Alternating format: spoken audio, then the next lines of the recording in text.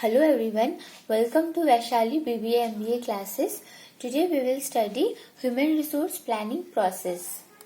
So let's begin with the first point, determining the objective of human resource planning. The objective for which the manpower planning is to be done should be defined precisely so as to ensure that the right number of people for the right kind of job are selected. तो organisation का जो गोल है, जो motive है, वो clear होना चाहिए कि किस काम के लिए हम लोग ह्यूमन रिसोर्स प्लानिंग कर रहे हैं. तो ऑर्गेनाइजेशन के लिए ये एस्टिमेट करने में इजी हो जाएगा कि उन्हें कितने एम्प्लॉयज की जरूरत है और कौन कौन से पोस्ट के लिए उन्हें मैन पावर की जरूरत है. Then analysing current man power inventory. ठीक है, through the stored employees in terms of their experience, proficiency, skill, etc. required to perform a particular job. Also, the future vacancies can be estimated so as to plan for the manpower from both the internal and the external sources. Thus, it is to be ensured that reservoir of talent is maintained to meet any vacancy arising in the near future. यहाँ पे जो है organisation ये analyse करती है कि currently उनके पास जो एम्प्लॉयज हैं, जो मैन पावर है, उनका स्किल क्या है, उनका एक्सपीरियंस क्या है, उनका प्रोफिशिएंसी लेवल क्या है. अगर ऑर्गेनाइजेशन में फ्यूचर में कोई वैकेंसी आती है या पोस्ट वैकेंट होता है तो ऑर्गेनाइजेशन को ये ऑर्गेनाइजेशन ये देखती है कि उनके पास रिजर्वियर ऑफ टैलेंट है कि नहीं, सो दैट अगर फ्यूचर में कोई वैकेंसी अराइज होती है ऑर्गेनाइजेशन में तो वो उस एम्प्लॉयज को प्रमोट करके उनसे वो टास्क वो जॉब करवा सके, which is called internal promotion. Okay, organisation यहाँ पे ये देखती है कि करंटली उनके पास जो एम्प्लॉयज है उनके स्किल क्या है और वो एक्सपीरियंस्ड है कि नहीं, हाईली टैलेंटेड है कि नहीं. तो ऑर्गेनाइजेशन में फ्यूचर में अगर कोई वैकेंसी अराइज होती है तो वो काम कर पाएंगे कि नहीं, और या उन्हें बाहर से एक्सटर्नली रिक्रूट करना होगा. ये सब यहाँ पे ऑर्गेनाइजेशन को जो है एनालाइज करना पड़ता है. Then forecasting demand and supply of human resources. The next step is to match the demand for the manpower arising in the future with the supply of available resources with the organization. यहाँ पे जो है organisation demand and supply को forecast करती है कि demand ज्यादा है या सप्लाई कम है एम्प्लॉयज का, या सप्लाई ज्यादा है डिमांड कम है. मीन्स फोरकास्ट करना एक तरफ से. The next step is to match the demand for the man power arising in the future with the supply of available resources with the organisation. Okay, कौन सा ज्यादा है कौन सा कम है, ये चीज यहाँ पे फोरकास्ट किया जाता है. Then analyzing the manpower gaps. After forecasting the demand and supply, the manpower gaps can be easily evaluated. मतलब forecast करने के बाद, डिमांड एंड सप्लाई को forecast करने के बाद मैन पावर गैप्स जो है वो इजीली इवेल्युएट हो जाता है.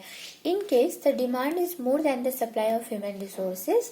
अगर डिमांड जो है वो सप्लाई से ज्यादा है, that means there is deficit. Okay, and thus new candidates are to be hired. Means organization के पास currently जो human resource है वो कम है और उन्हें ज्यादा employees की जरूरत है, डिमांड जो है वो ज्यादा है. तो ऑर्गेनाइजेशन को क्या करना होगा, उन्हें न्यू एम्प्लॉयज रिक्रूट करना होगा, हायर करना होगा. ओके, इधर internally by giving them internal promotion और एक्सटर्नली. और if the demand is less than the supply of human resources, means अगर डिमांड जो है वो कम है और हमारे पास ह्यूमन रिसोर्स ज्यादा है, मतलब ऑर्गेनाइजेशन के पास जो है सरप्लस हो रहा है एम्प्लॉयज का. In that case organisation will have to go for lay off, retrenchment, और organisation can provide them VRS. Employment plan, action plan. Okay, after the manpower gaps are evaluated, the action plan is to be formulated accordingly. मतलब manpower gaps evaluate करने के बाद जो है action plan formulate किया जाता है. In case of deficit, the organization may either go for recruitment, training, interdepartmental transfer. Okay, अगर deficit है employees का तो organization जो है या तो recruit कर सकती है या currently जो उनके पास employees है उन्हें training provide करके उनसे ही वो जॉब वो टास्क करवा सकती है. ठीक है, या फिर उन्हें इंटर डिपार्टमेंटल ट्रांसफर देके उनसे वो जॉब करवा सकती है. In case of a surplus, और अगर सरप्लस है ऑर्गेनाइजेशन में मीन्स एम्प्लॉयज ज्यादा है, the VRS lay off transfer redeployment could be formulated. Here redeployment means redeployment में क्या होता है जनरली, मान लीजिए किसी पर्टिकुलर डिपार्टमेंट में एम्प्लॉयज का जो है वो सरप्लस है. ठीक है, तो ऑर्गेनाइजेशन क्या करेगी, किसी और डिपार्टमेंट में जहाँ एम्प्लॉयज की जरूरत है, जहाँ डेफिशिट है, उस एम्प्लॉयज को उस डिपार्टमेंट में जॉब दे देगी. That is which is called redeployment. Then comes training and development. To enhance the knowledge and skills of employees, it increases their efficiency in process, which results in financial gain. Training जो है employees को दिया जाता है ताकि उनका जो knowledge है, वो स्किल है, वो एनहांस हो, वो और ज्यादा हो, बिकॉज टेक्नोलॉजिकल चेंजेस होते रहते हैं. Okay, today's environment is very uncertain.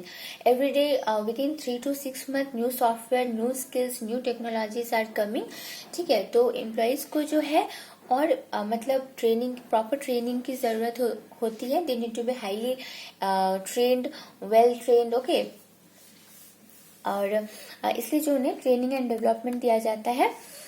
और हाँ, इससे जो है उनके काम करने की, उनके एम्प्लॉयज के काम करने की एफिशिएंसी में भी जो है वो दिखता है, वो इंक्रीज होता है. मान लीजिए अगर कोई वर्कर्स पहले दिन में 10 प्रोडक्ट प्रोड्यूस करते थे, तो after training they can produce more than that product. Okay, means 20, 30 और it can be any.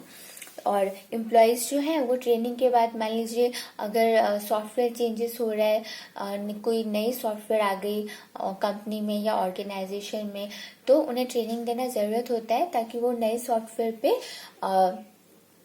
Easily काम कर पाए, उन्हें वो समझ में आए. Then come appraisal of man power planning. The effectiveness of the manpower planning is to be evaluated.